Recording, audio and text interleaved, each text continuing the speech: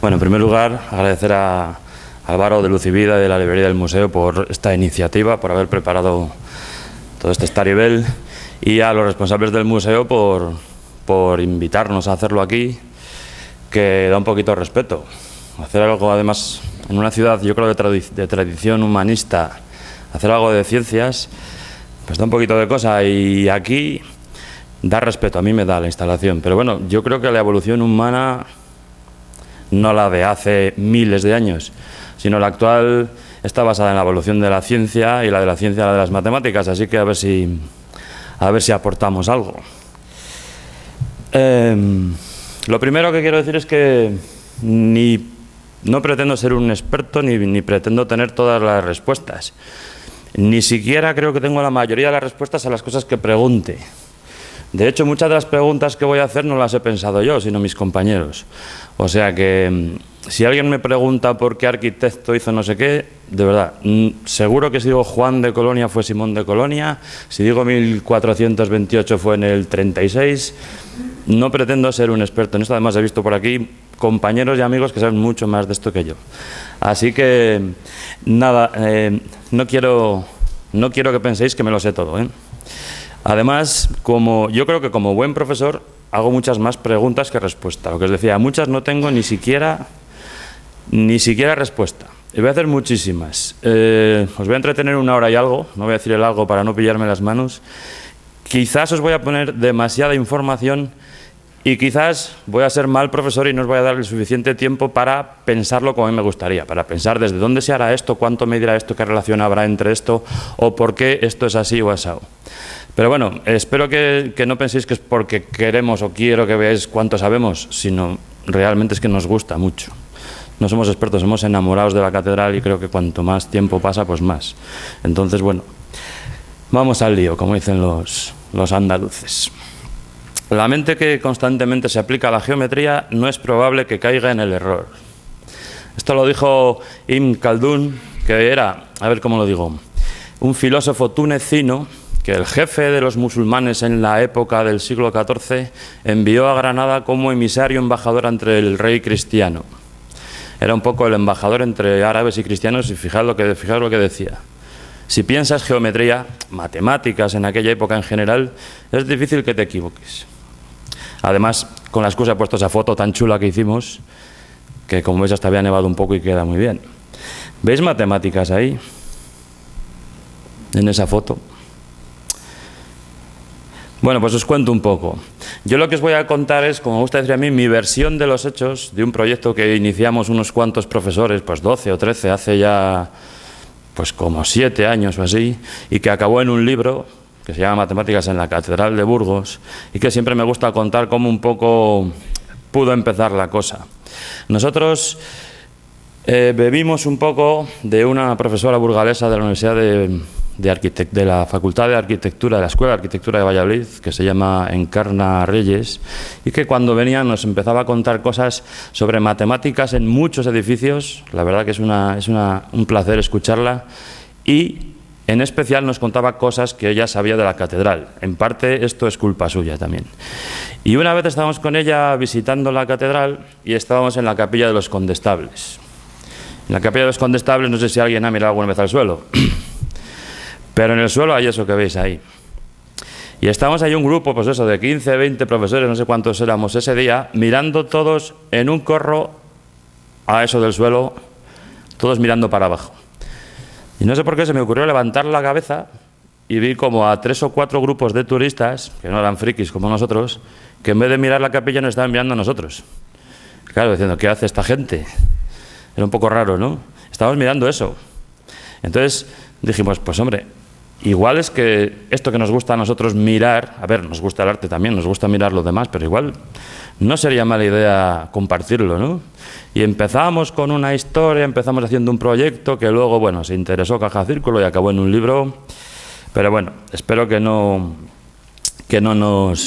lo tengáis en cuenta. El libro se presentó en mayo de 2009, ahí tenéis la rueda de prensa. Y pasó una cosa que suele pasar, no sé si os ha pasado alguna vez a vosotros, que en abril en una reunión se decidió cómo lo presentábamos y quién lo hacía. Y creo que yo no pude ir a la reunión. Entonces, claro, Me tocó. De todas maneras, aquí tenéis una imagen de los culpables conmigo del asunto, que hay varios por aquí. Y si luego os animáis a venir a ver la catedral con nosotros, espero que si veis a estos individuos mezclados entre la masa, les preguntéis cualquier cosa que se os ocurra, porque son tan culpables como yo de perpetrar este asunto.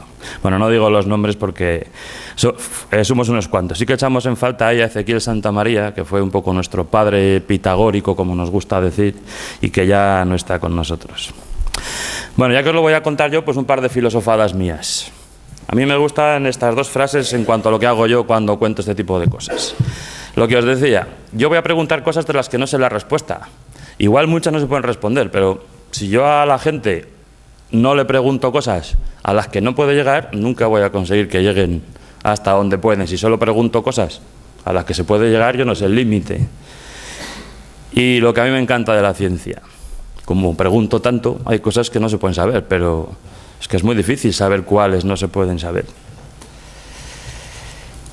Este tema, pues lo importante es que las matemáticas, claro, los de matemáticas, ¿qué vamos a decir? Se pueden aplicar a prácticamente todo.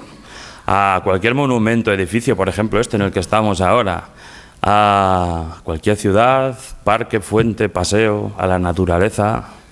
Hay muchos libros que cuentan este tipo de cosas, entre ellos alguno de Encarna Reyes, por ejemplo. Pero vamos a centrarnos en lo nuestro. Lo que os decía antes, ¿veis matemáticas ahí? Pues no sé si veis dos circunferencias concéntricas. No sé si veis ahí como mini rosetones, que unos tienen 5 lóbulos o pétalos, otros tienen 4. No sé si veis una especie de triángulos como circulares, un poco extraños, también un poco decorados por dentro. Hay unos arcos un poco más anchos, otros más estrechos o esbeltos. Por cierto, ¿eso dónde está? ¿Alguien lo localiza?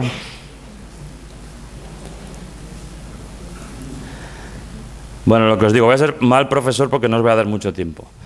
Pero también soy bastante tramposo, eso no tengo ni idea dónde está, pero me parecía bonito.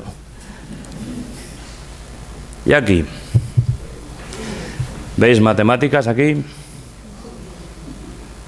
Y ya sabéis, como no hago más que preguntar, ¿os suena dónde está eso?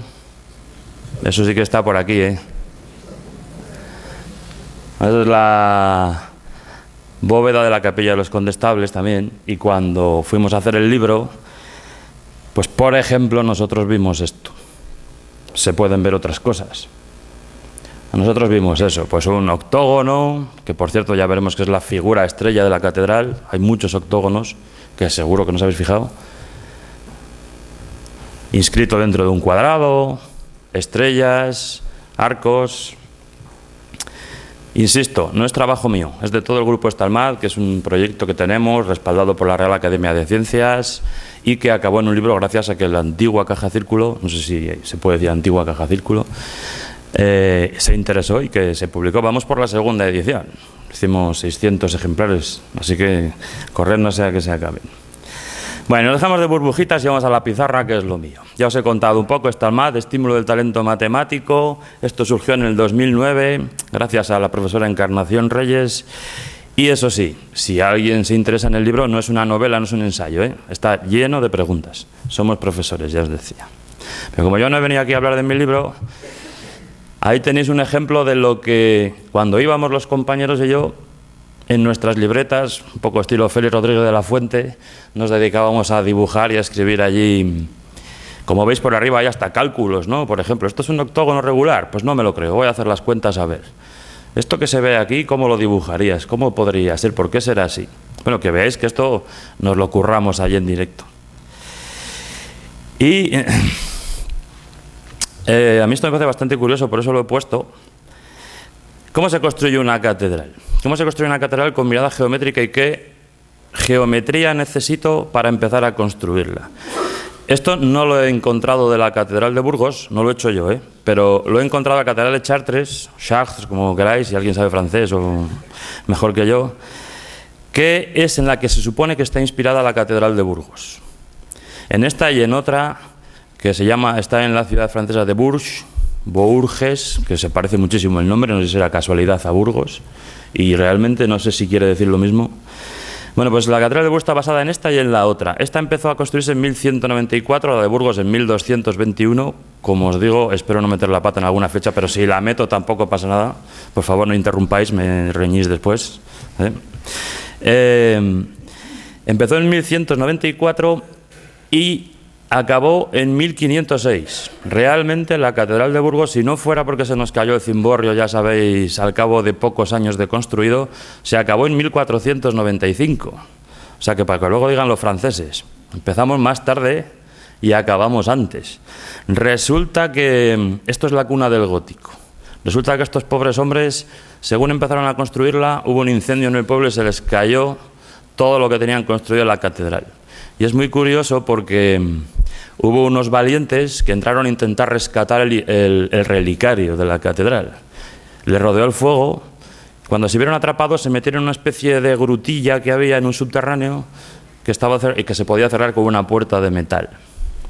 Resulta que, claro, esto fue en el año 1194, poco de empezar a construirlo. Resulta que cuando consiguieron apagar el incendio, imaginaos con qué medios apagarían los incendios en aquella época. Claro, estaba todo destruido y ninguno tenía ninguna esperanza de que allí quedase nada en pie. Pues resulta que no saben por qué el fuego no consiguió entrar en esa gruta, el relicario se salvó, las personas que entraron a por él también, y todo el mundo consideró que eso fue un milagro de la Virgen, que les estaba diciendo claramente que tenían que construir la catedral, y no la que tenían pensada, sino una mejor todavía. Empezaron con muchas ganas y luego, un poco como en Burgos, se les fue acabando el dinero y pues eso, tardaron un poco. La aguja que veis a la derecha no se acabó de construir hasta 1506, más tarde que la de Burgos.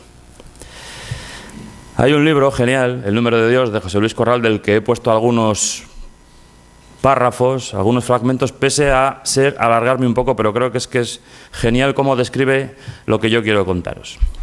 Creía firmemente en la geometría como base fundamental del arte de la arquitectura. A partir del cuadrado, del triángulo equilátero y de la proporción áurea, el número de Dios, construir un edificio se convertía en un ejercicio matemático basado en los números, en la geometría y en la simbología divina.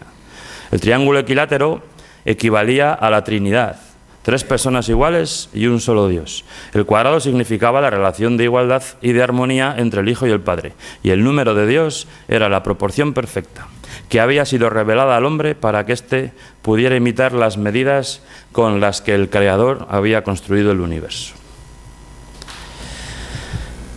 Ahí tenéis, a siglo XIII, las plantas a la izquierda, la Catedral de Chartres, la que os contaba del milagro y del incendio, en el centro la de Burgos y a la derecha la de Bourges. Bueno, voy a hablar Chartres, Bourges, ya me entendéis. Se supone que la Catedral de Burgos está inspirada más en la de Bourges, pero si os fijáis en la planta de la derecha, a simple vista no lo parece.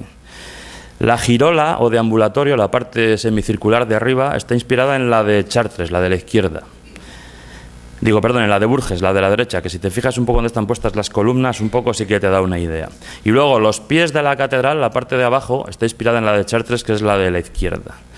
Lo que sí que hicieron es, en vez de hacer el transepto, el brazo corto de la cruz, como la de Chartres con una nave central y otras laterales, dijeron que, hombre, era mucho más luminoso, como veis en el transepto de nuestra catedral, hacerlo solo de una nave. Yo sencillamente creo que se tardaba menos y costaba menos, y entonces lo hicieron así. Bueno, lo que os decía, a mí esto que os voy a enseñar ahora me parece bastante curioso. A partir del incendio, yo tengo que pensar dónde pongo las cosas en la catedral. Ahí veis un poco las figuras geométricas que necesitaríamos para ello. Fijaos en el círculo de la izquierda, que es una cosa bastante curiosa que os voy a contar, pero veis, la girola, la parte semicircular, se hace a partir de un círculo, lógicamente. La parte del crucero, del cimborrio, pues se hace pensando en hexágonos, octógonos. Según va avanzando el tiempo, como veis, va subiendo un poco el suelo, se empiezan a poner las bases del edificio, empiezan a subir las columnas. Lógicamente tengo que pensar dónde pongo las columnas. Tengo que centrar el transepto. Yo creo que tampoco requiere mucha explicación. Aquí en el 1200, de repente se vieron fuertes y con dinero y decidieron que la girola, en vez de hacerla simple, la hacían doble. tuvieron que volver a pensar otra vez las circunferencias que necesitaban para construirlas. Y precisamente en 1200 construyeron una cosa muy curiosa que creo que merece la pena verlo, que es que en medio de la catedral construyeron un laberinto. ¿Por qué? Pues por lo visto en aquella época, os lo cuento insisto porque es curioso, no es que tenga mucho que ver con esto, en aquella época se veneraba mucho las reliquias, tener una reliquia de santos, y las peregrinaciones. Claro, había mucha gente que no se podía permitir hacer una peregrinación y dejar el campo, sus tierras, su familia, sus labores para irse un mes a peregrinar. Entonces, ¿qué pensaron? Poner un laberinto y, bastante matemáticamente para mi gusto, que la gente pudiese hacer mucho camino dentro de poquito espacio dentro de la catedral. Sencillamente lo cuento porque me parece muy curioso. Eso es lo que hay en el círculo ese de la izquierda que os decía, de la catedral. Bastante matemático, ¿no? Es que eso está bonito, yo creo. Para que os hagáis una idea de la profundidad de la catedral, o sea, los peregrinos peregrinaban haciendo el recorrido de ese laberinto. Y para que veáis el tamaño del laberinto, cuando lo llenan todo de sillas, se aprecia lo antiguo que es y lo bonito para mi gusto. Bueno, pues seguimos. Sigue subiendo la catedral, las columnas, los pilares, se va vistiendo un poco, se empieza a poner las bases de los techos, empiezan a salir los contrafuertes. Como os decía, yo nunca había visto esto y me parece bastante curioso. Y vamos con la nuestra. Ahí tenéis una foto del brazo norte del transepto desde el cimborrio, con la suerte hasta que tuvimos de poder hacer fotos en esta visita que dicen ahora que igual ponen por arriba y tal, y que mi padre siempre me contaba que subía a las agujas y yo decía que envidia y eso. Pues nosotros hemos subido y está lleno de cables todo lleno de cables. Es una cosa, si miráis un poco para arriba en la catedral, pero bueno, eso no le quita importancia al monumento. Os decía, la primera piedra se puso en 1221. Se consagró, lo estoy leyendo, en 1234. Se suele decir que se acabó en 1495, que es más o menos cuando se acabó precisamente la cúpula de la capilla de los condestables, antes de la de Chartres, como os decía. Pero el cimborrio se cayó en 1539. Dicen, yo he leído que porque no contaron con el peso de las 8 esculturas que pusieron arriba, no sé si fue el peso de la nieve, ya sabéis, las cigüeñas, esas cosas, el caso es que no habían calculado muy bien y eso se cayó. La volvieron a construir, el cimborrio yo creo que bastante más bonito que como debía ser, y reforzaron las columnas. ¿Qué nos interesa matemáticamente de la planta principal? Ahí tenéis la planta del siglo XIII, como os decía, luego se fueron añadiendo capillas, etcétera. Bueno, pues la escala, por ejemplo. Si yo te digo que ese segmento AB mide 29,57 metros y te doy el plano, ¿tú sabrías decirme la escala? Es decir, la relación que hay entre lo que mide en el plano y lo que mide en la realidad el edificio. Pues eso es matemáticas. Más cosas. En la catedral hay muchos rectángulos y una cosa muy interesante en matemáticas es estudiar la proporción de los rectángulos. Rectángulos hay de infinitos tipos, tú puedes hacer cualquier tipo de rectángulo, pero ¿por qué se usan unos o se usan otros? Pues es bastante curioso. Llamamos la proporción de un rectángulo a la relación que hay entre el largo y el ancho, o bueno, puesto mucho más finamente, la relación que hay entre el largo más largo y el largo más corto. Y resulta que hay dos tipos de rectángulos desde ese punto de vista: aquellos en los que la proporción te da una fracción y aquellos en los que la proporción no.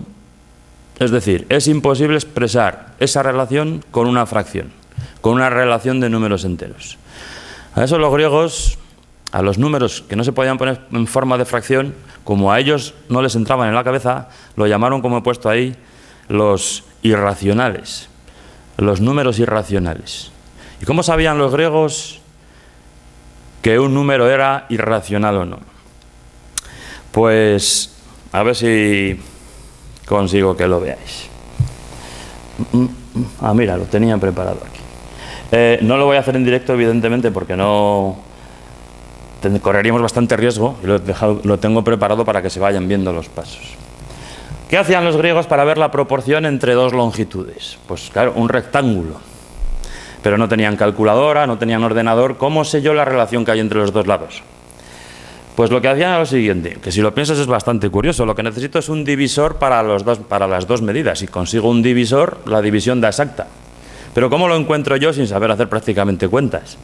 Además, los números griegos eran como las letras griegas, o sea, un horror.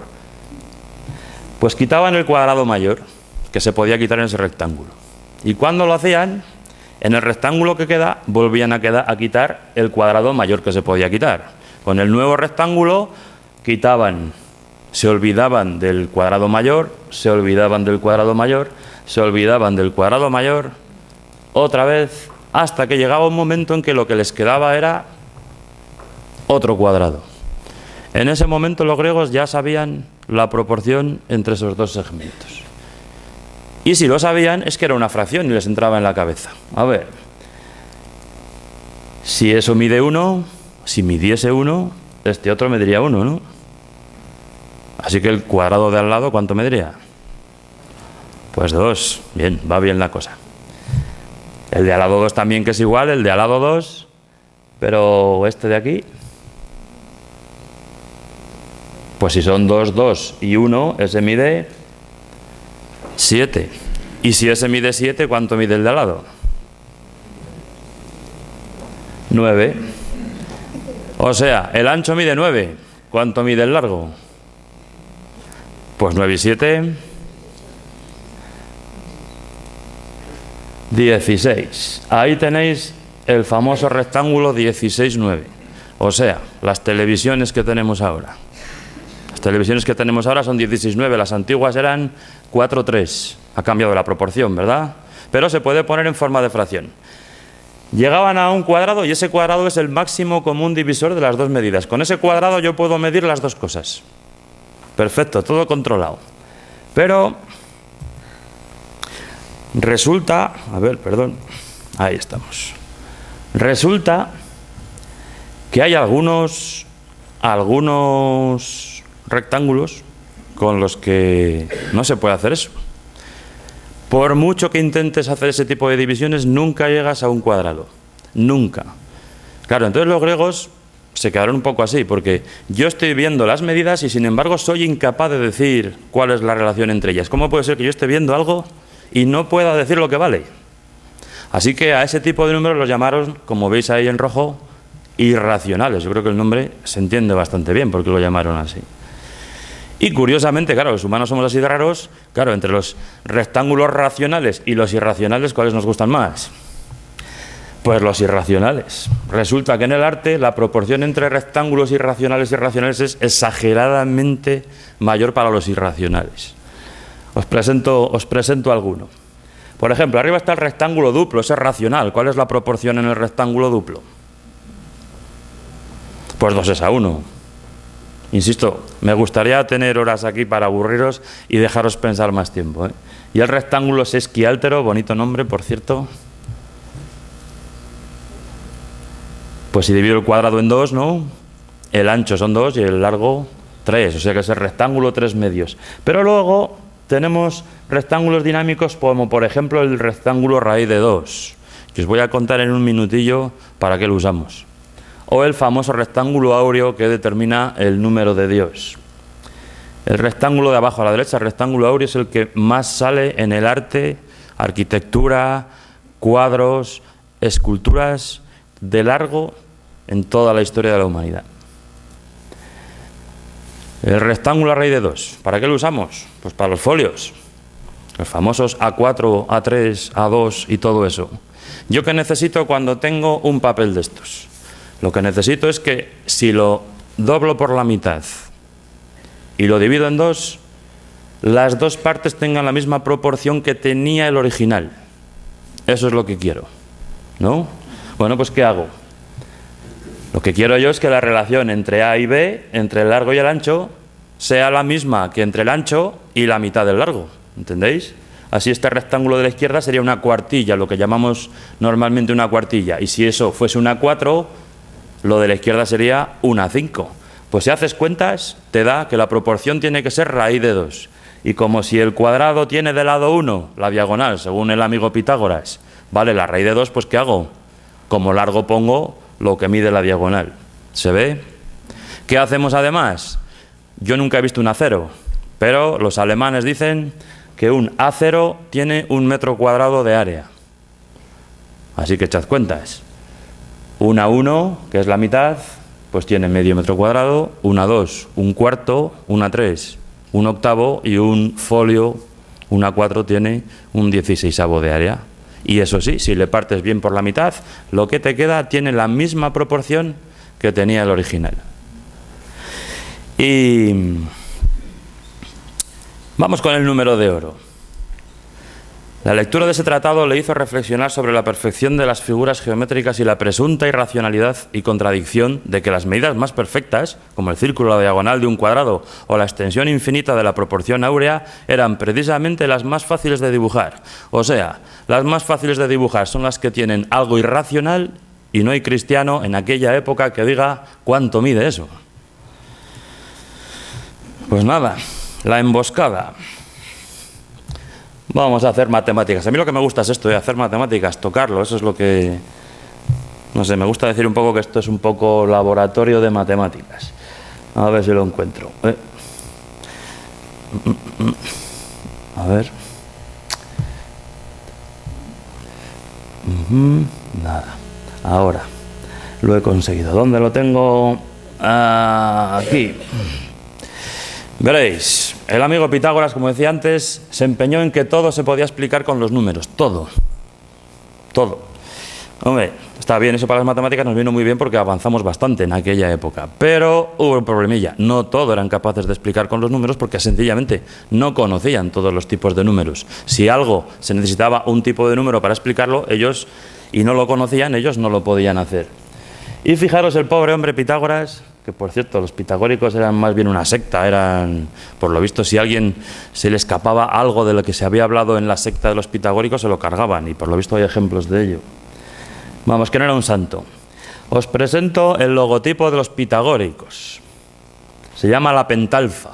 Penta, ¿por qué es? Lo de alfas, ni idea. Si alguien sabe griego por ahí, igual me lo puede decir luego. Ese es el logotipo de los pitagóricos. Pues resulta que en su propio logotipo habían metido toda la irracionalidad del mundo.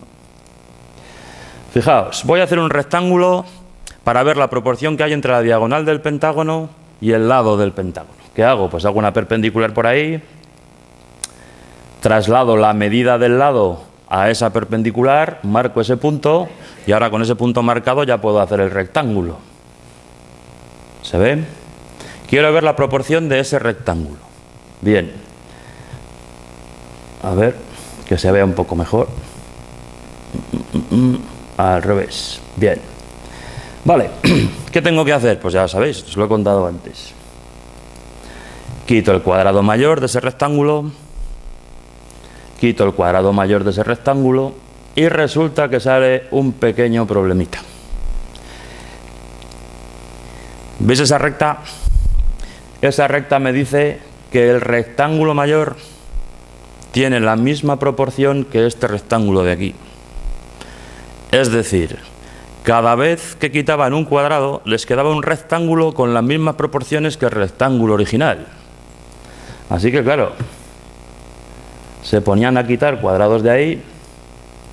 ¿Veis otra vez la semejanza? Se ponían a quitar cuadrados de ahí y alguien, espérate, a ver si consigo que se vea mejor.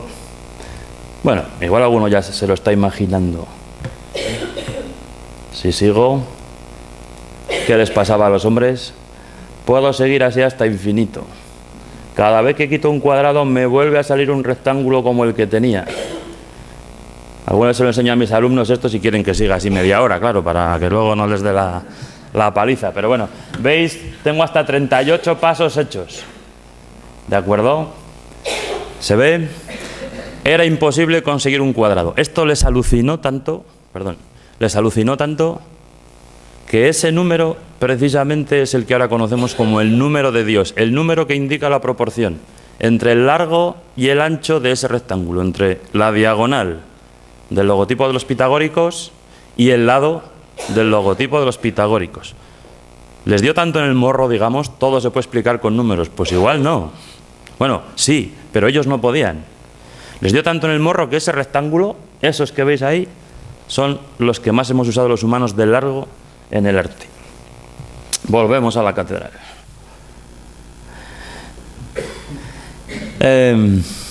Lo que os decía, un rectángulo áureo se construye así. Lo que tiene un rectángulo áureo es que la proporción, no se ve muy bien, entre el largo y el ancho es la misma que la que hay entre la suma de los dos lados y el largo. Eso hace que ese rectángulo se vaya repitiendo continuamente. Y claro, un poco de matemáticas. Resulta que si echas cuentas y al ancho le llamas 1 y al largo x, una ecuacioncilla, no vamos a hacerla ahora, ni ganas tampoco, sale que ese número es 1 más la raíz de 5 partido por 2. Las raíces cuadradas de números que no dan exactos son irracionales, no se puede poner en forma de fracción, así que ellos eran incapaces de hablar de ese número. ¿Alguno tiene por ahí un rectángulo áureo? Tengo yo, gracias.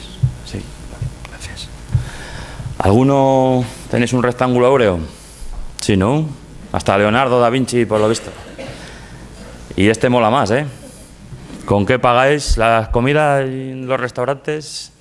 Pues con un rectángulo áureo.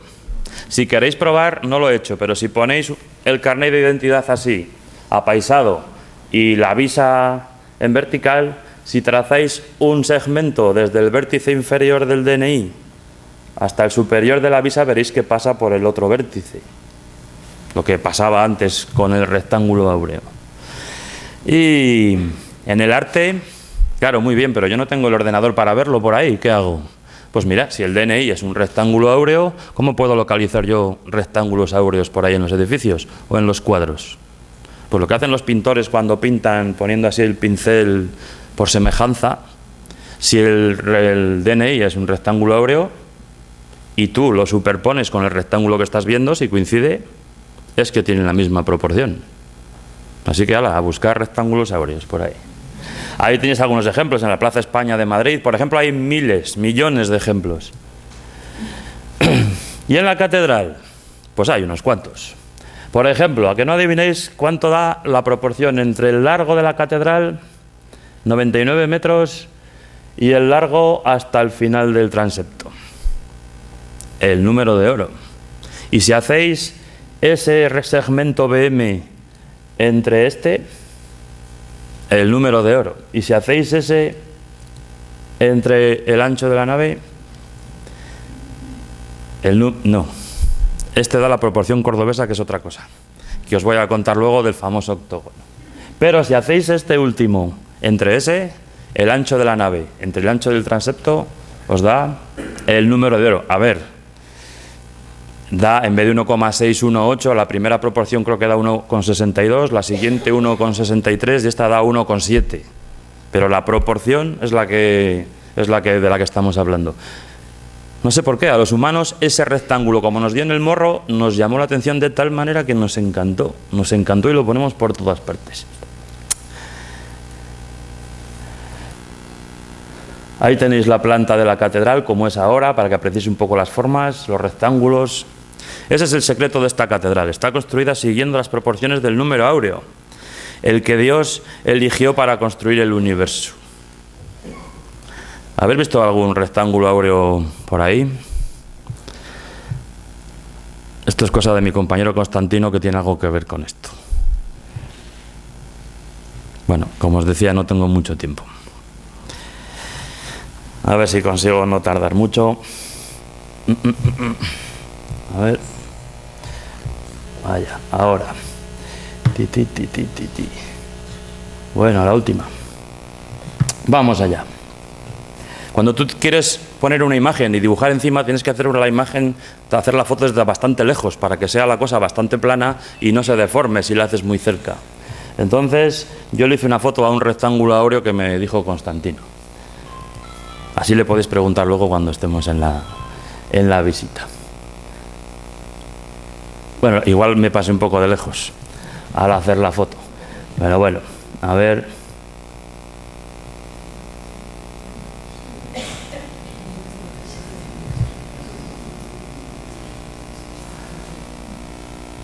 ¿Qué? Como veis, la foto está hecha de un poco lejos, pero pues ahí tenéis.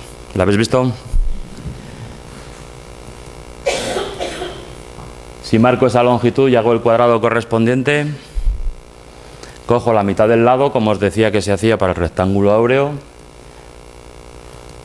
y esa distancia la traslado a la perpendicular, marco el punto de arriba y que tengo el rectángulo áureo. Si queréis le podemos hacer lo mismo que al logotipo de Pitágoras. No se ve muy bien, le puedo quitar un cuadrado. Si hago esa recta y ahora quito otro cuadrado, ¿veis que ahora coincide en la misma recta? ¿Se ve? Bueno, pues resulta que no le iba a decir que estabais pasando por delante de un rectángulo áureo, que lleváis rectángulos áureos en el bolso. Y todo eso por cómo le dio en el morro a los pitagóricos ese numerito. Vamos con la capilla de los condestables. La catedral dentro de la catedral, lo llaman. La capilla, bueno, de los condestables, o dice mi compañero Rafa Pampliega que realmente debe ser del condestable, porque es un regalo que le hizo la condestable al condestable, porque se pasaba el hombre todo el día batallando por ahí, pues para que tuviese algo cuando llegaba a casa, ¿no? Le hizo 3 regalos por lo visto. Uno para vivir, que es la Casa del Cordón. La Casa del Cordón que tenemos ahora se la regaló para vivir cuando venía a Burgos. Otra, una finca para holgar, es decir, para descansar, que era una finca enorme en el barrio de La Vega, lo que es ahora la Plaza Vega. Y no era... Ah, bueno, pues entonces estoy ya mal informado. Pero, por favor, interrupciones. Vale, no, gracias. Y otra para reposar en la vida eterna, que fue la capilla del o de los condestables, como queráis. Es una preciosidad y está construida, como decía, pues en 1494-95 se acabó. Claro, tú entras ahí y, bueno, ves a los condestables, ves los escudos, pero también ves esto, por ejemplo. Yo y mis compañeros ahí veíamos matemáticas. ¿Habéis visto las escaleras que hay en la capilla? Según entras a la derecha, pues ese friso tiene muchas matemáticas. Por ejemplo, tiene la figura matemática, una de las figuras matemáticas con más connotaciones religiosas que hay, que se llama la Vesica Piscis. Se llama así porque les recordaba a la vejiga natatoria de los peces, por lo visto. Y resulta que la vejiga natatoria de los peces la han utilizado para inscribir pues, los famosos pantocratos en muchísimas iglesias, no solo en nuestra catedral. También en la capilla de los condestables está el sepulcro de don Domingo de Arroyuelo, del obispo, que se ve en el centro. Pues como somos así de frikis nos pusimos a mirar, ¿es una Vesica Piscis? Pues resulta que no. Para que sea una Vesica Piscis, los centros de los arcos tienen que estar cada uno en la circunferencia del otro, pero resulta que aquí los arcos los centros están desplazados y esto es más ancho de lo que debería ser una Vesica Piscis. Sí, que somos muy raros, ya lo sé. También en la capilla hay arcos, que son elementos matemáticos por excelencia, y que veremos luego en un capítulo específico. Y lo que ya hemos visto antes, la bóveda calada de la capilla de los condestables. A mí me han dicho, si alguien no está de acuerdo me lo dice después, que es la primera cúpula, si la ves desde arriba, bóveda, si la ves desde abajo, calada del gótico. La acabaron en 1494-95.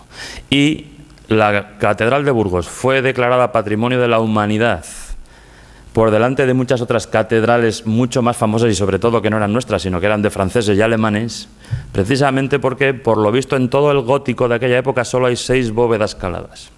6 en toda Europa. En Burgos tenemos 3 de las 6. Y esa fue la razón que hizo que nos lo dieran a nosotros.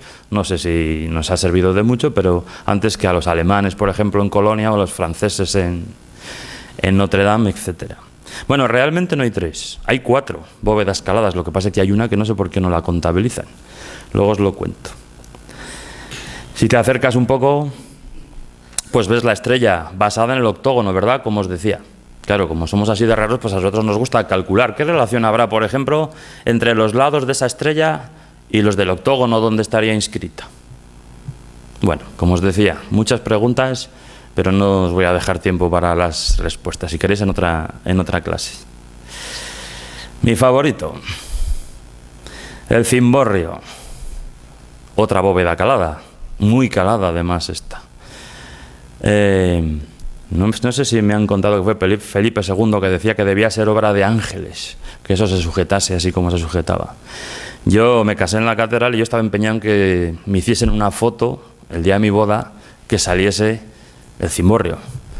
Claro, nosotros en el suelo. Y el cimborrio donde está, pues me dijo la fotógrafa que iba a ser que no. Porque me imagino que muchos sabréis que se produce lo que se llama en ERTE un trampantojo. Es decir, que realmente la altura que tiene el cimborrio es igual que la que hay desde el suelo hasta la base del cimborrio. Y sin embargo no lo parece. Parece que hay mucha más altura hasta donde empieza el cimborrio que de ahí para arriba. Y hay la misma. La misma. También hay otra cosa que normalmente llama la atención. La altura a la que llega el cimborrio es exactamente la misma a la que llega la base de las agujas. La misma. Luego os enseño una foto. Y aquí en honor a mis compañeros también el impresionable, ¿no? 5 siglos viendo la catedral te tienen que dejar así. ¿No os parece? Y claro, es que además si desde ahí, desde donde está hecha esa foto, miras para arriba, pues ves esto. Como os decía, una bóveda calada muy, muy bonita. Bueno, que se ve que me gusta. Lo que os decía de la altura, eso está hecha desde la base de la aguja. Como veis, el cimborrio llega a la misma altura, solo que luego encima no tiene agujas tan altas. Tiene los ángeles esos que están puestos en los vértices. Bueno, pues un poco de mates, que estamos aquí para eso. Ahí tenéis 2 maneras de dibujar un octógono. El de la izquierda se llama el corte sagrado, más connotaciones religiosas. Y por ejemplo, en los apuntes esos que os enseñaba al principio estábamos ahí intentando ver por qué era un octógono regular y no un octógono con lados diferentes, por ejemplo. La segunda, pues sería cosa de ver dónde se ponen los centros para dibujar esas particiones del segmento y encontrar los ángulos. ¿Y qué nos llama la atención en el octógono? Pues por ejemplo, las proporciones, que decíamos antes. Igual que en el pentágono, la pentalfa, hay proporciones, en el octógono hay proporciones y como en nuestra catedral hay muchas proporciones que responden a estas. Por ejemplo, la relación entre la diagonal pequeña del octógono y el lado del octógono se le llama el número de plata y genera el rectángulo de plata, el de oro, el de plata, como las Olimpiadas. Ahí lo tenéis. 1 más la raíz de 2. Eso existe en la Catedral de Burgos en bastantes sitios. Y debajo, si haces la relación que hay entre el radio de la circunferencia donde estaría inscrito el octógono y el lado del octógono, te da la proporción cordobesa, esa que os decía que se producía entre los 2 únicos segmentos que os he enseñado antes, que no era la proporción áurea. Ya si nos ponemos más frikis todavía, resulta que los matemáticos, los arquitectos, los artistas nos hemos ido inventando números metálicos, proporciones de rectángulos dinámicos, los que no se pueden poner en forma de fracción, que nos llaman la atención por aquella cosa de los griegos. Por ejemplo, si en esa ecuación que tenéis ahí cambias la A y la B por 1, la solución es el número de oro. Pero si cambias la A por 2 en vez de por 1, lo que te sale es el número de plata del octógono. Si la cambias por 3, te sale el número de bronce, que ya no tengo ni idea lo que es. Pero tenemos números de cobre, de níquel, y los huecos que están ahí es que yo no sé cómo se llaman. Si alguien lo sabe. Venga, pues ya que estamos con octógonos, pues un poco visto desde abajo. Y si te acercas un poco más, matemáticas. No se ve muy bien el rojo.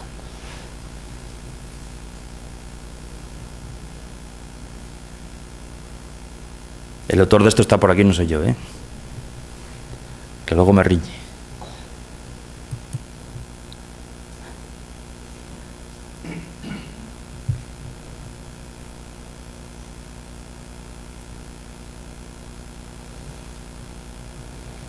resulta que la relación entre los lados de los distintos octógonos que puedes ir construyendo cuando vas anidando uno dentro de otro es justo el número de plata. ¿Y qué pasa con las estrellas? Pues es una cosa muy curiosa. En matemáticas hablamos de estrellas de dos formas, o estrellas o polígonos estrellados.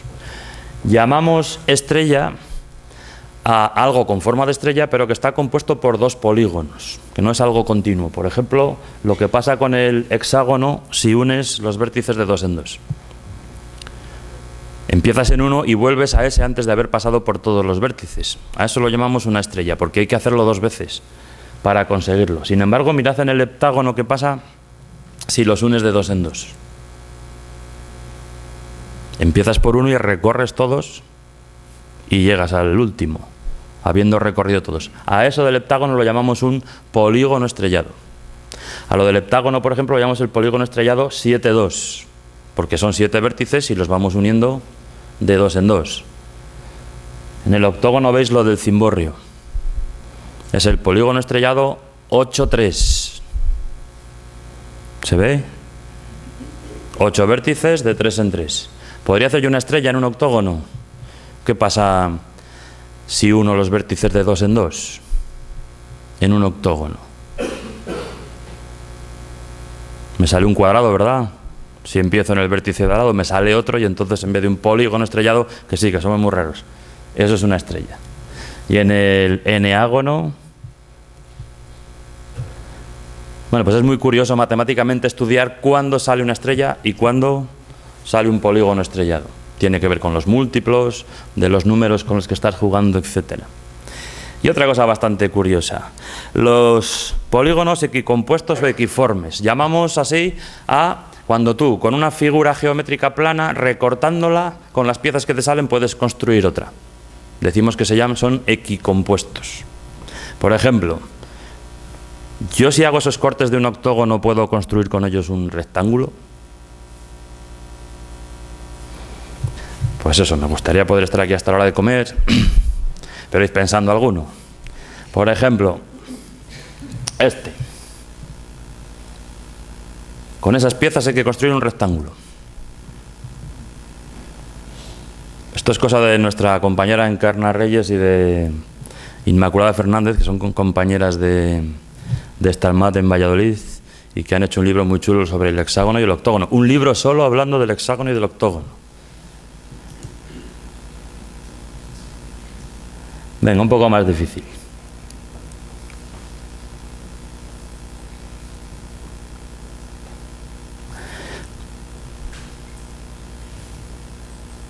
Bueno, me perdonáis. El que viene ahora yo no le saqué.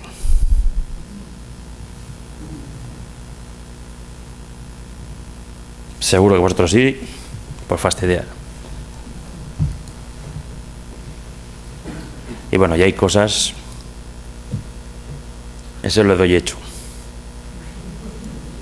Y ya hay cosas, con el octógono se puede hacer un polígono estrellado, el 8-3. Si alguien quiere investigar con otros polígonos. Las trompas y las pechinas.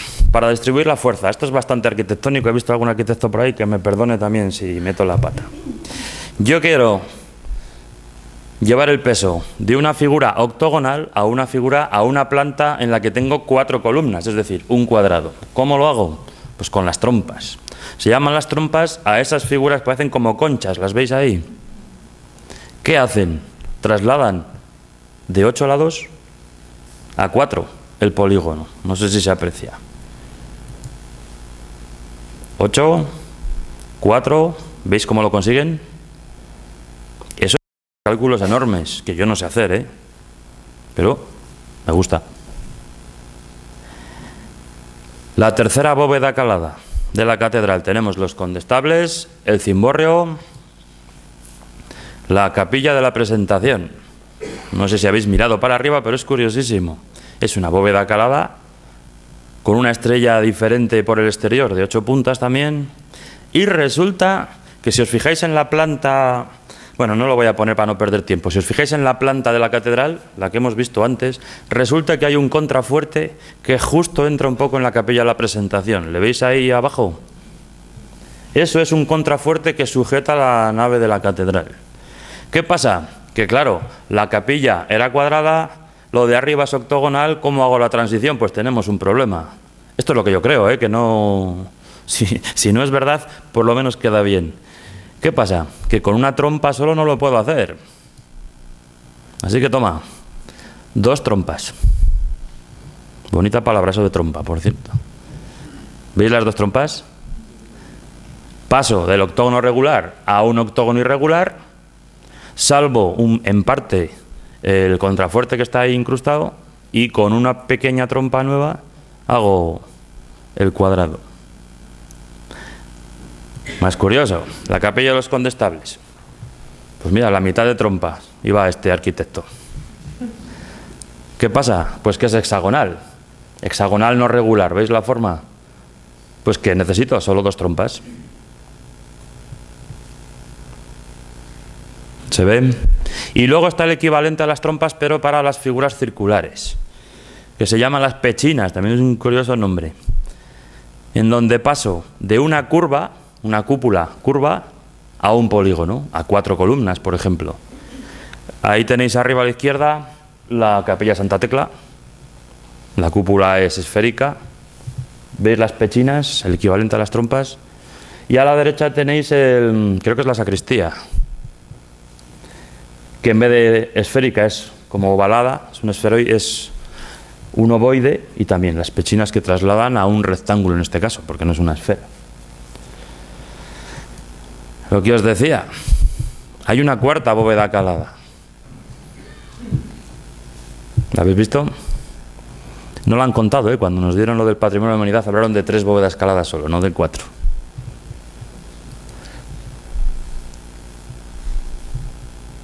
Hombre, es modestita, pero es. La foto no se aprecia muy bien porque resulta que hay verjas, no se podía entrar y le hice metiendo la mano así, ya sabéis. Pues es la capilla de San Jerónimo y es un añadido pequeñito que hay en uno de los rincones del claustro, muy pequeñito. Luego en la visita la vemos. Como está rodeado por verjas no se puede entrar. Bueno, yo nunca he visto que se pueda entrar, pero tenemos 4, no 3. Y bueno, los arcos. A ver, el tema de los arcos yo lo he trabajado muy poco, lo han trabajado unas compañeras, Maite y Ana, y todo esto se lo debo a ellas, y como no pretendo ser un experto, ni siquiera si me preguntéis mañana el nombre de los arcos, es posible que ya no me acuerde. Os digo, lo que me gusta y lo que nos gusta de los arcos es pensar cómo se hacen. Pensar desde dónde a dónde hay que unir, cómo lo hago para que sea más bonito, más feo, las proporciones que decíamos, cómo hago, además tiene que aguantar el peso del muro que tiene encima.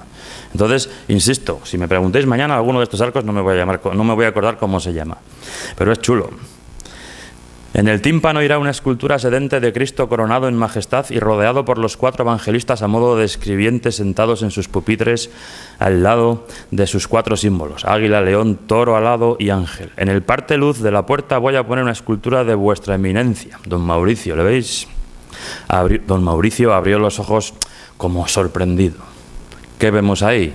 Pues una sucesión de arcos, ¿no? Curioso lo de los arcos. Empezamos por una curiosidad. En una circunferencia a un trozo se le llama el arco. ¿A que sí? Al segmento que une los 2 extremos de un arco se le llama la cuerda. He puesto ahí unos interrogantes, no se ve muy bien. A ver si adivináis cómo se llama el segmento rojo que va en perpendicular del centro de la cuerda hasta el arco. La cuerda, el arco, ¿qué nos falta? Pues se llama la flecha. La cuerda del arco, tiene su guasa esto, Se llama la flecha. Y en función de la luz, es decir, de la cuerda del arco y de la flecha, un arco es más esbelto o menos. Soporta más carga, menos carga y nos parece más bonito o más feo.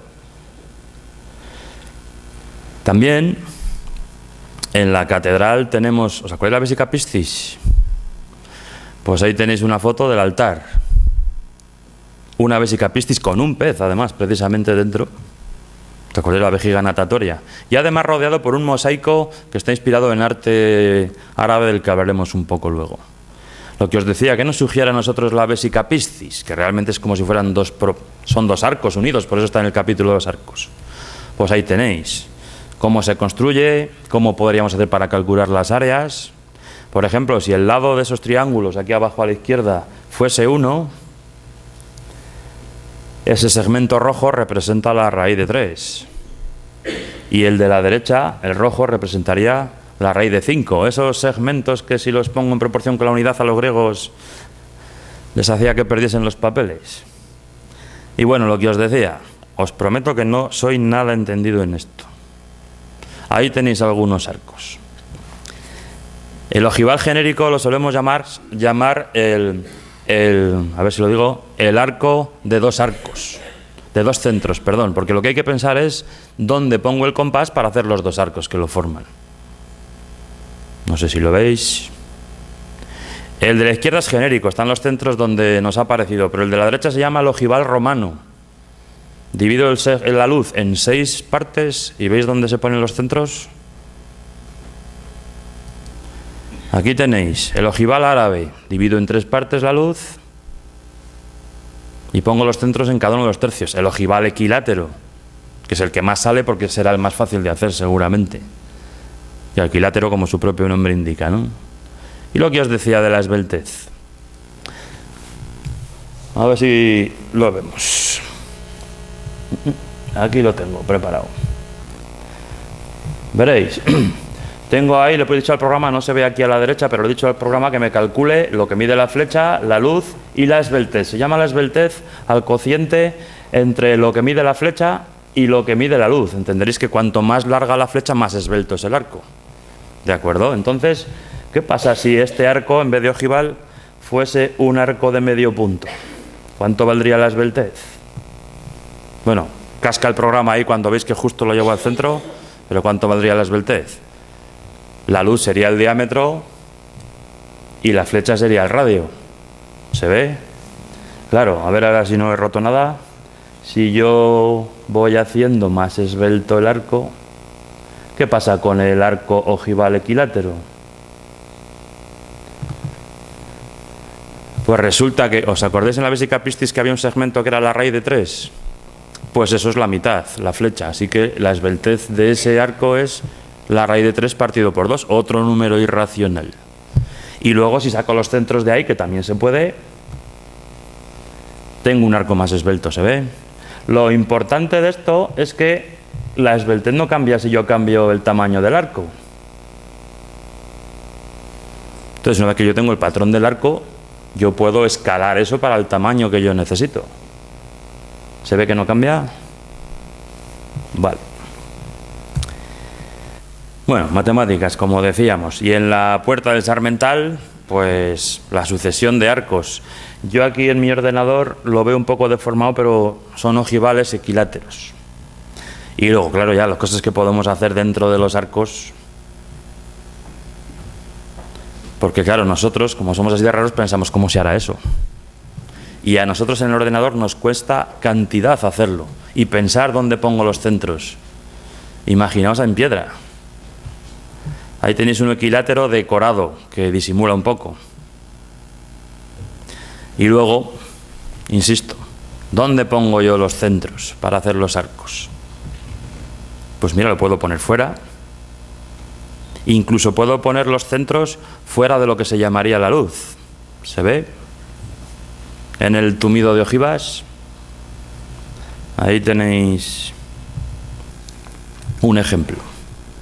El lancetado de ojivas en las agujas. Tenemos otros tipos, no sé si todos, pero tenemos muchos. El turco, con la luz dividida en 8 trozos. El turco de portillo, curioso. ¿Cómo hago que los segmentos rectos CP y PD sean tangentes con el arco AC, por ejemplo? ¿Cómo lo hago? Pues eso es lo que nos preguntamos. Insisto, si nos lo preguntamos normal, imaginaos hacerlo en piedra. ¿Os habéis fijado en ese arco, en el claustro? Pues las amigas Ana y Maite se fijaron bastante.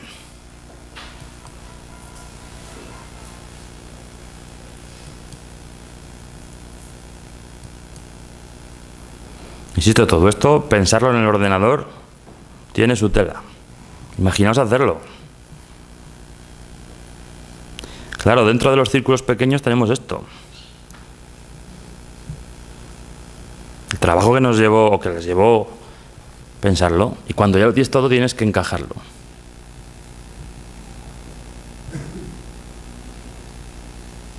A mí se me pone la piel de gallina porque es, no sé. ¿Algún otro arco curioso? El deprimido cóncavo, el deprimido convexo. Esto no tiene mucho misterio, ¿no? Pero ¿veis los centros donde irían? Ahí tenéis un deprimido cóncavo también decorado. Y luego alguno más ya de inspiración casi más árabe. El trebolado, el conopial. Lo dejo un segundito para que veáis desde dónde hay que trazar los arcos para construirlos. Algún ejemplo del trebolado, la aguja, por ejemplo, del conopial, en la barandilla de la base de las agujas. Bueno, insisto, como tampoco quiero entreteneros demasiado, un par de ejemplos más. ¿Desde dónde hay que trazar? Pues fijaros, a base de cuadrados. Pero es que esto lo hacen en piedra. Y los dos más curiosos. Sobre todo el de la derecha. El famoso arco rampante. Les debía recordar a un caballo así con las dos patas delanteras, o a un león con los escudos, ¿no? Con las dos patas delanteras. Es muy curioso y bastante raro de ver porque, como veis, tiene dos radios de curvatura diferentes. Entonces, por lo visto, eso debe ser bastante complicado para los cálculos. Yo no sé qué problema debe haber. Pero en la catedral tenemos un arco rampante, que insisto que es muy, muy raro de ver. No sé si se ve muy bien.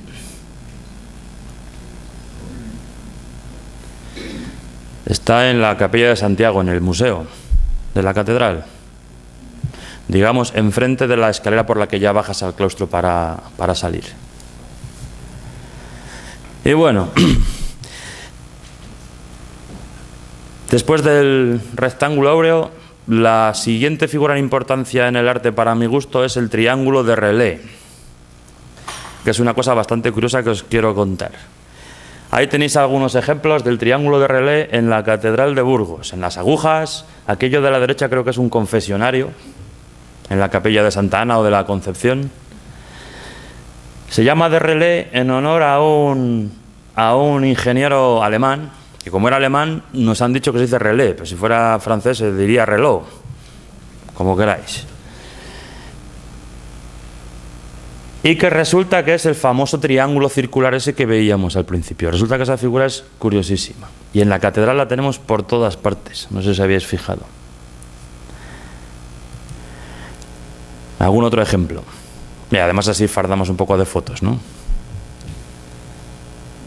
¿Veis aquí un triángulo de relé a través de otro triángulo de relé en la base de las agujas? Bueno, pues aquí tenéis al famoso relé. Era un ingeniero que en el siglo XIX se empeñó en hacer mecanismos para aprovechar que se acababa de inventar la máquina de vapor, el motor de vapor. Entonces estaba continuamente inventando mecanismos y estaba buscando algún tipo de pieza que girase fácilmente en un rectángulo o en un cuadrado, pero sin vibrar. Es decir, una pieza que fuese fácil que girase, pero que además, si la inscribo, aunque sea circular, aunque tenga trazos curvos, si la escribo en una figura de trazos rectos, no baile ahí dentro,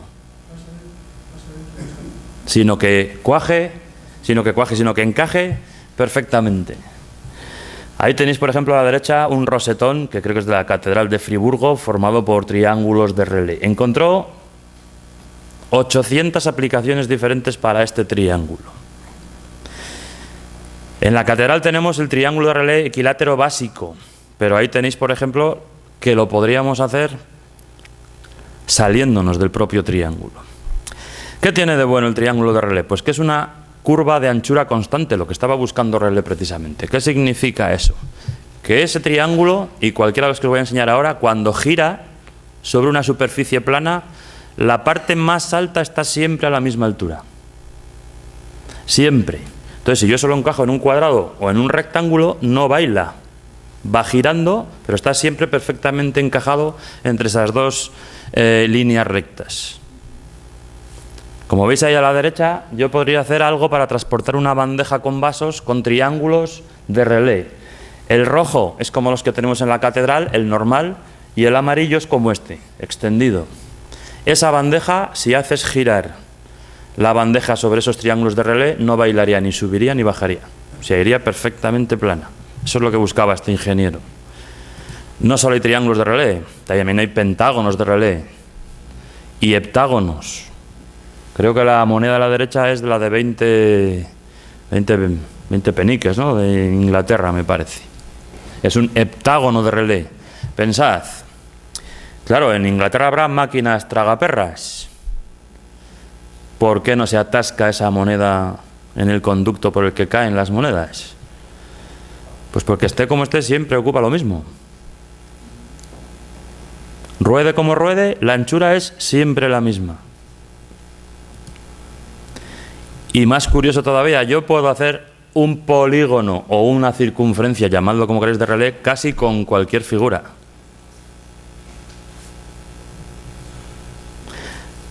Os lo dejo un momentito aquello para que penséis los centros de los 1, 2, 3, de los 6 arcos que formarían la figura de relé.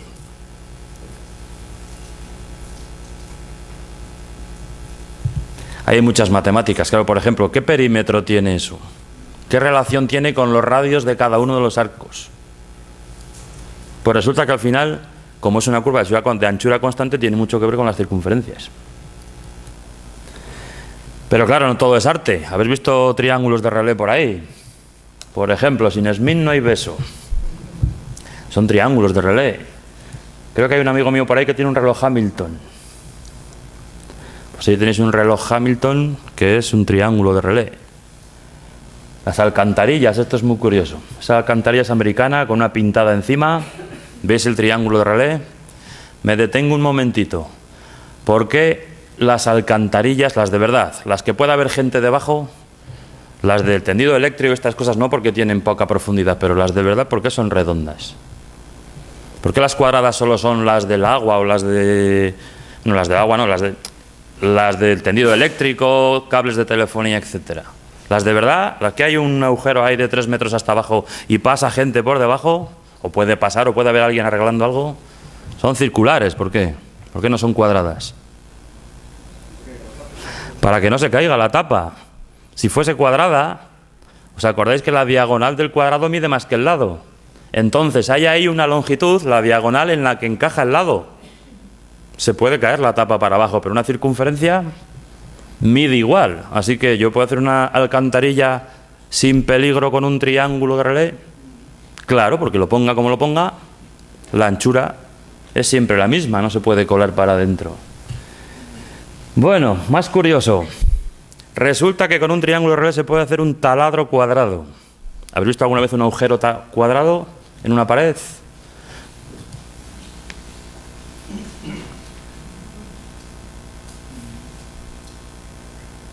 Curioso. Lo tengo hecho en el GeoGebra, en el programa ese con el que estoy haciendo las construcciones, pero creo que no me voy a entretener, porque lo que básicamente se ve es eso. Se ve cómo encaja perfectamente el triángulo de relé en el cuadrado. Esto es lo que quería relé. Quería algo que girase fácil, pero que no vibrase, porque siempre está perfectamente encajado. Pero claro, bueno, tengo aquí estos bolis, no es para hacer publicidad, Stadler, la forma, no sé si alguien tiene alguno, son triángulos de relé, es decir, si yo pusiese una bandeja con vasos encima y le hiciese rodar, lo que pasa es que aquí desliza, sería muy complicado hacerlo. Si yo pongo esto encima de estos bolis y lo hago rodar, no bailaría. Y bueno, más curioso todavía. Resulta que se pueden hacer motores para coches, aviones, con un triángulo de relé, aprovechando que encaja dentro de líneas rectas. Eso se llama un motor Wankel. No sé por qué no se usa casi. Se usó un poco en los años 70, 80 en los Toyotas. Por lo visto,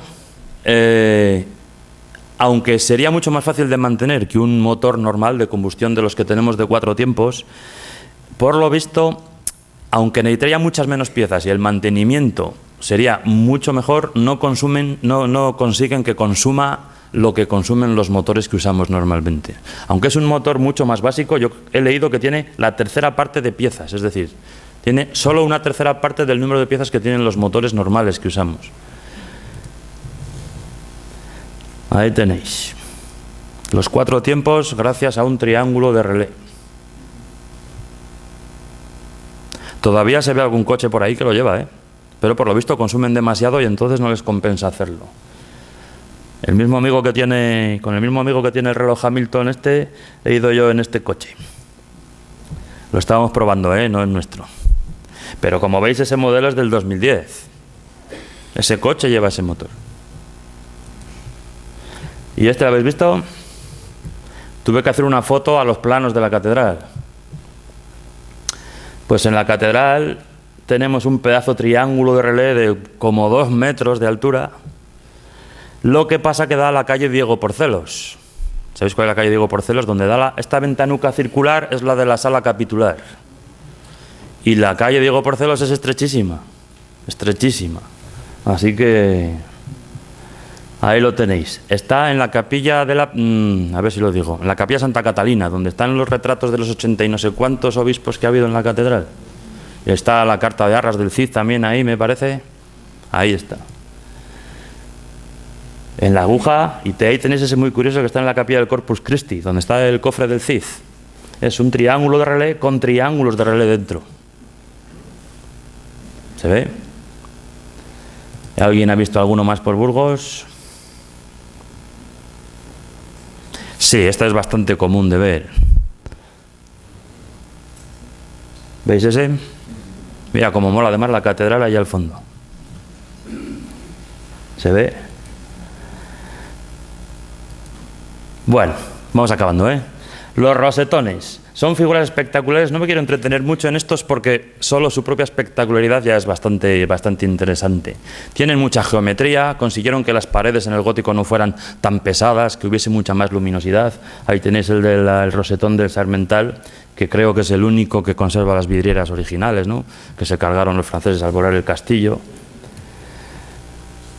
Fijaros lo que hay que hacer para hacer los polilóbulos. Por ejemplo, el polilóbulo de 3 lóbulos, el tetralóbulo. Solo esas pequeñas líneas. Es curiosísimo. Por ejemplo, la relación que hay entre el radio de la circunferencia exterior, el radio de la circunferencia donde están los centros de las otras circunferencias y el radio de la circunferencia interior se saca con semejanza de triángulos, que se ve por ahí. Como veis, allí veis ejemplos. El de 4 no es demasiado complicado. El de 5, un poco más complicadillo. El de 5 es difícil de dibujar y de ver. Mirad a ver si encontráis alguno.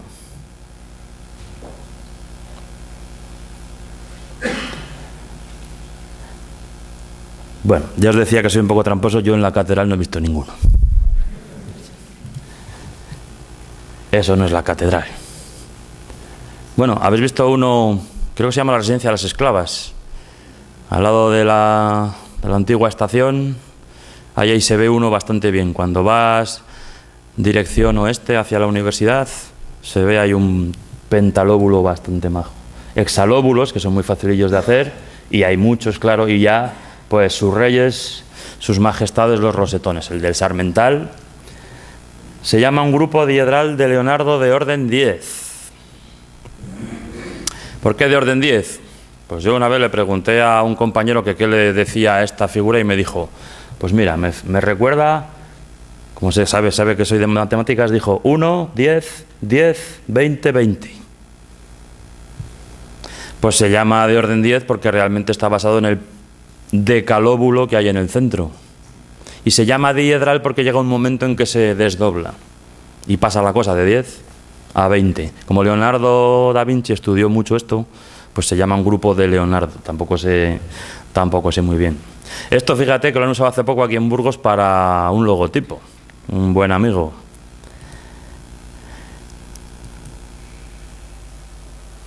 A este amigo ese rosetón le sugería esto, que está muy chulo, por eso lo pongo. Y eso acabó en el logotipo del Congreso de Virología que ha habido aquí hace pues un par de meses. Es el rosetón del sarmental. Claro, en detalle, ¿veis los tetralóbulos rodeando el decalóbulo y un poco de mates? Mira, ¿qué estrella es esa? Perdón, estrella. ¿O es un polígono estrellado?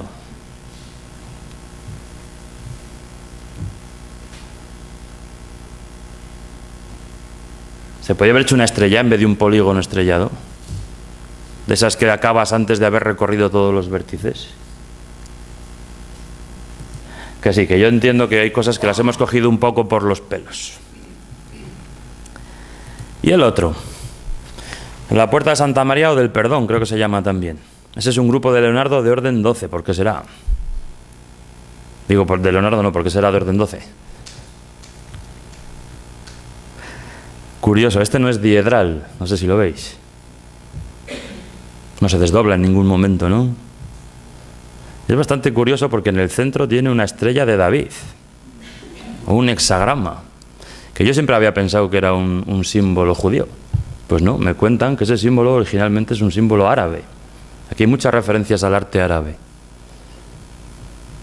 Trilóbulos, tetralóbulos, y mira, ahí dentro tenemos una de las figuras más usadas en el arte árabe. El pétalo nazarí. Si habéis estado en la Alhambra.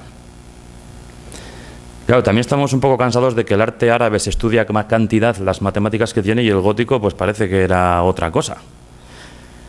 Fijaros, el arte árabe tiene muchos mosaicos porque tienen prohibido representar a Alá. Igual no debería hablar yo aquí sin tener mucho conocimiento, pero bueno. Como tienen prohibido representar a Alá, sus composiciones suelen evitar que tengan un centro, para no poder enfocar un centro del asunto. Entonces hay cantidad de mosaicos, porque un mosaico son figuras que se repiten y que no tienen un centro, digamos como se va repitiendo periódicamente. ¿Y cómo se hacen los mosaicos en general? Pues a ver, esto yo creo que sí que podemos ver cómo se hace. A ver si lo consigo. El pétalo nazarí. Así es como se hace casi cualquier tipo de mosaico. ¿Alguien conoce a Escher? A Escher, un famoso... Bueno, ¿qué hago? Pues primero tengo que pensar con qué tipo de baldosas puedo hacer yo mosaicos. No se puede con todas porque los ángulos tienen que encajar de manera que no queden huecos. Pero, por ejemplo, se pueden hacer mosaicos con un cuadrilátero. ¿Pero cómo hago que no sea tan soso? Pues lo que hago es recortar un trozo y pegarlo por otra parte. Recorto otro trozo, lo pego por otra parte y ya tengo el pétalo nazarí. ¿Y qué he conseguido?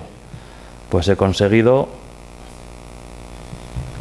que esto vaya recubriendo el plano y no deje huecos.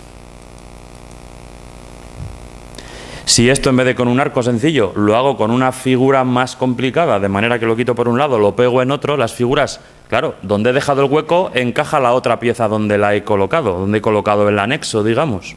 Y así puedo hacer mosaicos con caballos, con mariposas, con pájaros, con ranas, como hacía Escher, un enamorado de la Alhambra, por cierto, de ahí lo sacó. Pues fijaros, ahí tenemos arte árabe. Hago un ejemplo de rosetones modernos. Se ve un poco más sencillo, ¿no? Como que somos más esquemáticos ahora. Y bueno, pues una novedad. ¿Será casualidad esto? Bueno, novedad para mí, desde hace poco. Ese es el rosetón del sarmental. ¿Os acordáis? 1, 10, 10, 20, 20. Ahí lo tenéis desde fuera. Y os prometo que esto no está en la catedral.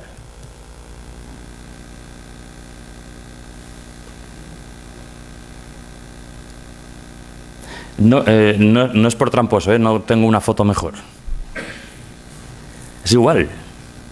¿Nos han copiado los franceses? No, espera, que nosotros hemos copiado a los franceses, el gótico. ¿Los italianos? ¿Dónde está eso? Bueno. Otra vez en San Esteban. Resulta que el rosetón de San Esteban es prácticamente igual que el de la catedral. Le pregunté a un compañero que anda por aquí, a Juanjo Calzada, que sabe mucho más de esto que yo, que si sería antes el de la catedral de San Esteban. Opina que cree que será un poco anterior al de la catedral. Pues lo debieron copiar, porque como ya tengo hecho el patrón, ¿no? Pues lo coloco aquí también. No lo sé.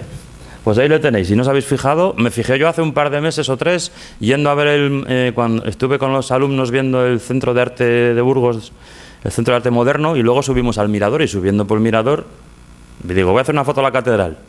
Y digo, pero esto... Y bueno, por los suelos están las matemáticas. Capilla de los Condestables. ¿Habéis mirado abajo alguna vez? Pues hombre, matemáticas hay, ¿verdad? Y según entras por el Sarmental, hexágonos, triángulos equiláteros que forman otro triángulo equilátero. Estos no son hexágonos regulares, lo llamamos parahexágonos. Son hexágonos que tienen los lados paralelos 2 a 2 y de la misma longitud. Hay parahexágonos grandes, los claros, y parahexágonos pequeños, los oscuros, pero también recubren el plano. Es un tipo de mosaico. Claro, cuando tú lo ves antes no sabes si esos parahexágonos están sacados de ángulos, de triángulos, rectángulos.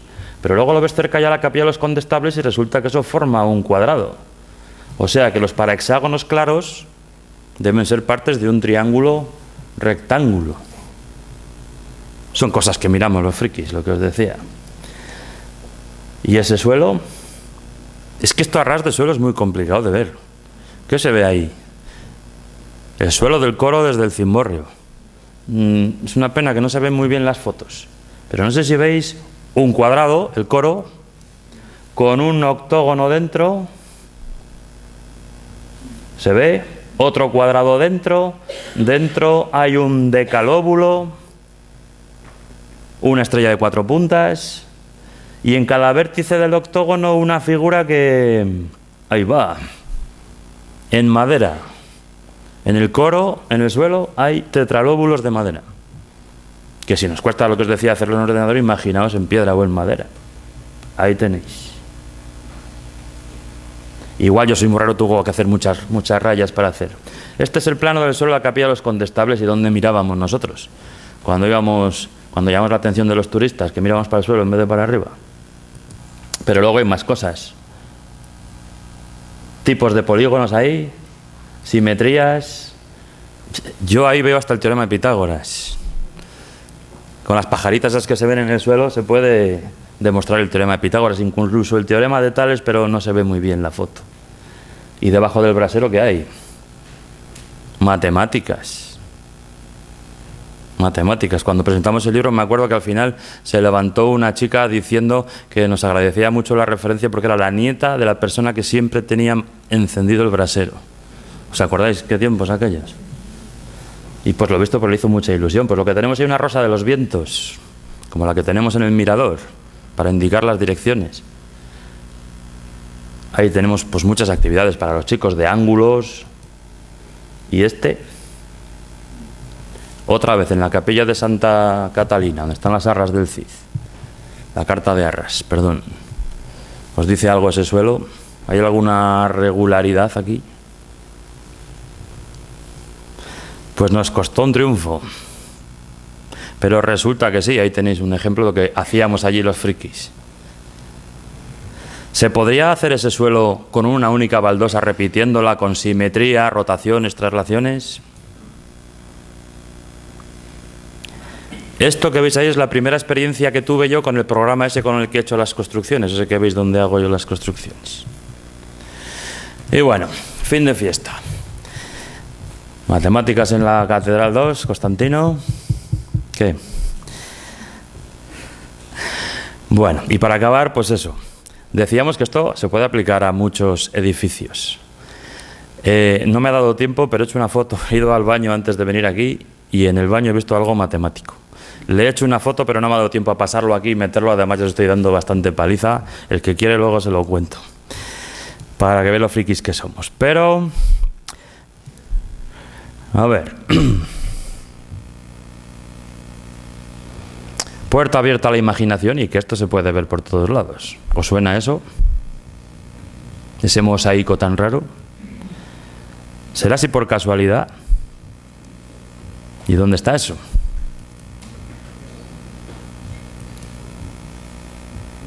Ya veis dónde está, ¿no?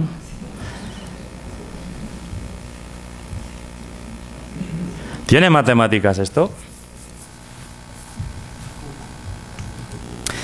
Pues vamos a ver si consigo que lo veamos. Lo que os decía, hacemos matemáticas. Yo me he puesto por aquí el plano de Burgos para intentar que se vea qué ha hecho ahí. Yo creo que es lo que ha debido hacer, o si no, es una casualidad muy rara. Yo no he preguntado, a ver si el arquitecto estaba pensando esto. Pero eso resulta que responde al siguiente patrón.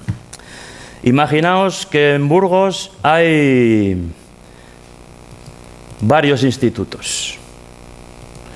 Y no como ahora, que cada uno puede elegir el que quiera, yo tengo que ir al instituto o al colegio, que yo soy de la concertada, que me quede más cerca. He puesto ahí un poco mejor el mío para que conste. Por cierto, se me ha debido mover un poco porque no está ahí. A ver. Ah, vale. Espera, a ver. Bueno, mira, ahora mejor. ¿Dónde estoy yo? Por aquí. Ahí estamos. Vale. Que conste que ese es el mío. Y estos son los institutos que podría haber. Pueden ser institutos o podrían ser estaciones de bomberos. ¿Vale? Yo tengo que saber a qué instituto tengo que ir porque es el que más cerca me pilla. O si soy un bombero, si soy un paisano que se me ha incendiado la casa, ¿a qué estación de bomberos llamo? Porque es la que más cerca me pilla. Pues ¿qué hacemos? Lo que se llama una triangulación de Delaney, que es unir mediante triángulos todos estos puntos con los más cercanos. Como veis, hacer esto en directo me habría llevado un rato. Ya lo tengo. Y ahora, perdón, que me he adelantado. Vamos a ver.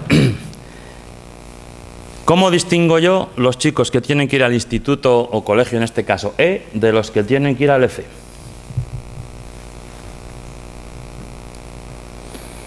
Pues tengo el segmento EF que tengo que hacer. La mediatriz. Esa recta separa, muy matemático, los que están más cerca del F de los que están más cerca del E. ¿Se ve? Pero, ¿y cómo sé yo si me toca el E o el K? Pues igual ya os lo vais imaginando. La mediatriz. Y entre el E, que es el naranja, y el H, la mediatriz. Entre el E y el D, la mediatriz. Y entre el E y el C, la mediatriz. Y si marco esos puntos,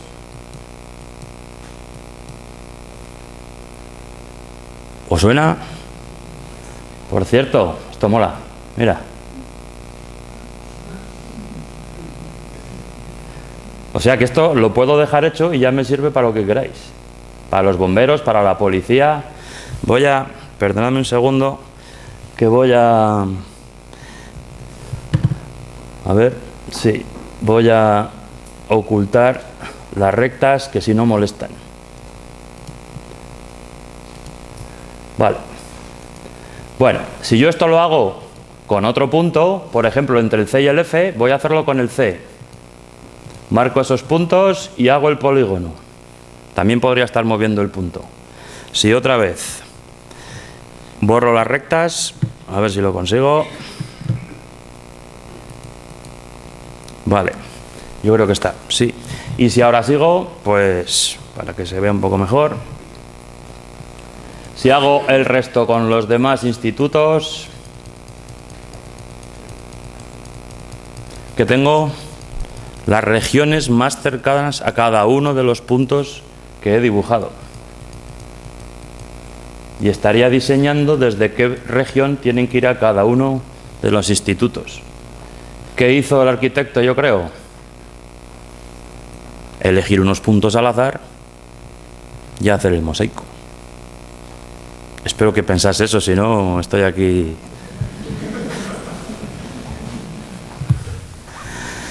Bueno, acabo, de verdad. Naturaleza, ahí tenéis. No se ve muy bien. ¿Veis las alas de la libélula? Es lo mismo. Es lo mismo. Por lo visto, el germen de las alas son ciertos puntos y de ahí el tejido va avanzando y se junta con el del punto que tiene más cercano de la misma forma. ¿Se ve? ¿Y la jirafa, os habéis fijado? las burbujas, hasta las células, por lo visto, si las miras de cerca se ve esto. Y los centros serían los núcleos de las células, por lo visto. ¿Y el número áureo este estaba en la naturaleza? Pues a ver, al revés te lo cuento. Ahí estamos.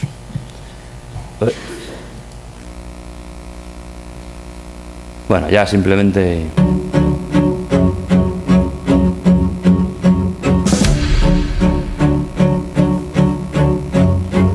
el número de oro.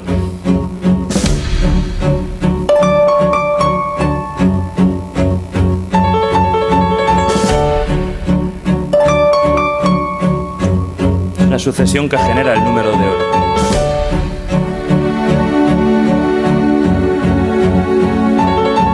Es la espiral áurea.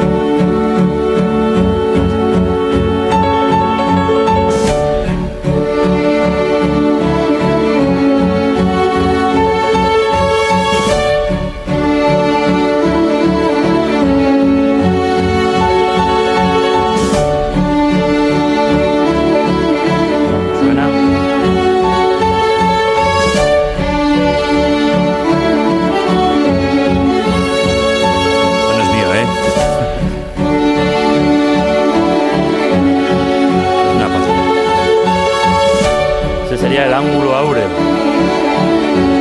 Si empiezas a distribuir semillas según el ángulo áureo, te salen espirales áureas.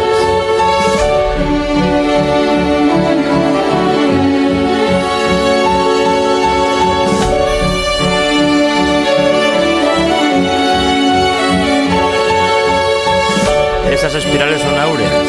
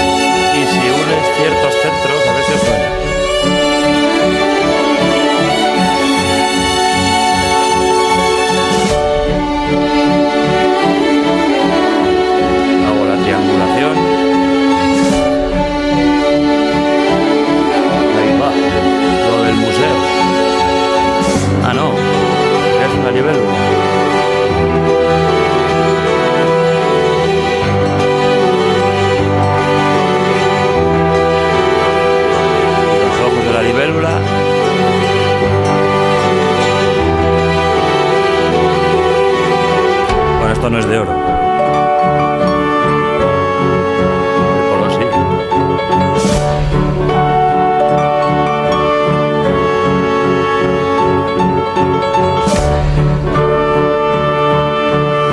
¿Os acordáis? Y el número de Dios era la proporción perfecta que había sido revelada al hombre para que éste pudiera imitar las medidas con las que el Creador había construido el universo.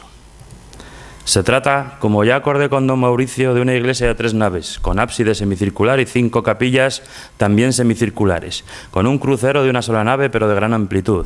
La nueva catedral, siguiendo vuestras indicaciones, señores canónigos, tendrá 300 pies de largo por 200 de ancho. La proporción áurea anda por ahí. En el crucero, 75 en la anchura de las 3 naves y 75 de altura en la nave mayor. Todas las medidas, todas las proporciones estarán regidas por el número de Dios. ¿El número de Dios? ¿Cuál es ese número? ¿El 1? ¿La unidad? ¿El 3? ¿La Trinidad? Preguntó el obispo. Permitidme que guarde ese secreto, don Mauricio. Pues alguien viene a verlo. He preparado unos papeles, porque si éramos muchos, evidentemente, va a ser una visita sencillita. Vamos a dar un paseillo de media hora o menos, simplemente para ver en directo lo que os he enseñado aquí. Si alguien quiere, tengo aquí preparados unos papeles con en qué va a consistir la visita, porque evidentemente yo no puedo estar hablando para... Bueno, no sé si alguno va a ir, igual me quedo yo solo, pero bueno. Pues si alguien quiere verlo en directo, pues ya sabéis que os invita al lugar.